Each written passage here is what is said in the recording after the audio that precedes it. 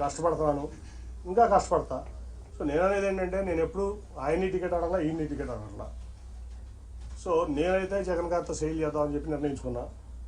Sale చేస్తాను, ఆయన ఏ బాధ్యత చెప్తే చేస్తాను. సార్ మీతో పాటు టీడీపీలో సిట్టింగ్ ఎంపీలు చాలా మంది పోటీకి దూరంగా ఉన్నారు, ఎందుకంటే మిగతా ఎంపీల గురించి తెలియదు కానీ విజయవాడ పార్లమెంట్లో అయితే టోటల్గా 60% టీడీపీ ఖాళీ చేసేస్తాం, దాంట్లో డౌట్ లేదు. సార్ ఇందాక మాట్లాడుతూ బోండా ఉమా గారి వైఫ్కి మేయర్ అభ్యర్థిగా ఇస్తే ప్రమాదం అని చెప్పాను. ఏంటి సార్ ఈ క్వశ్చన్? అది నాది చంద్రబాబు గారు ఆయన చెప్పిన మాట మీకు చెప్పా. ఇవాళ వరకు నేను ఎక్కడ కూడా ఎంత అవమానాలు తిన్నా నేను రివీల్ చేయాలి, మీకు కూడా తెలిసిన సంగతి. ఆయన అన్నమాట అది, బోండా ఉమా గారి వైఫ్ని పెడుతున్నారంట నిజమేనా అని అడిగారు నన్ను. ఇదే క్వశ్చన్ నాకు తెలియదు సార్, నేను అసలు దాంట్లో ఇన్వాల్వ్ అవ్వలేదు అన్న.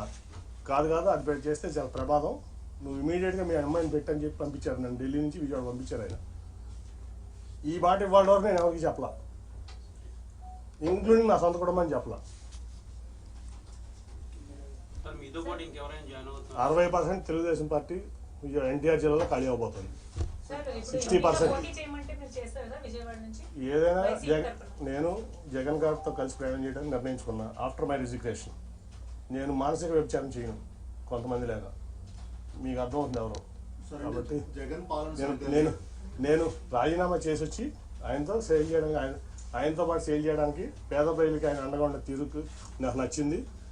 కాబట్టి ఆయనతో పాటు నేను నడుస్తానికి నేను సిద్ధపడ్డాను. ఆయన ఏదో ఆలోచిస్తే ఎంపీగా పోటీ చేయమంటాడా, ఖాళీగా ఉండమంటాడా, పార్టీ చూసుకోమంటాడా, విజయవాడ ఎన్టీఆర్ జిల్లాలో ఆయన ఇష్టం, ఆయన వదిలేసాం.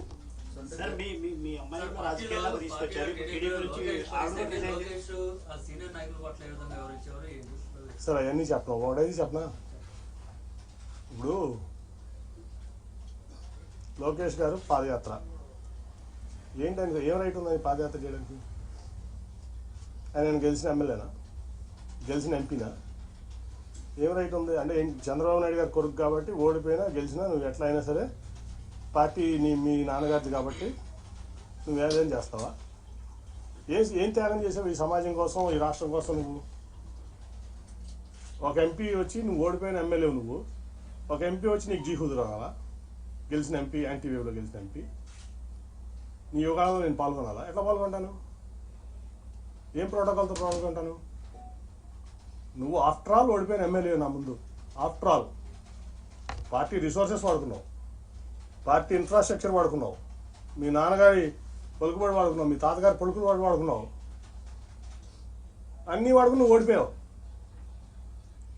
నువ్వు నాకు రూపాయి డబ్బు ఇవ్వలేదు, నువ్వేమివ్వలేదు, నేను గెలిచాను 2 సార్లు. నీ పార్టీని భుజాల మీద పెట్టి మోసా కృష్ణా జిల్లాలో 2013 నుంచి 14 ఎలక్షన్ అయ్యే వరకు.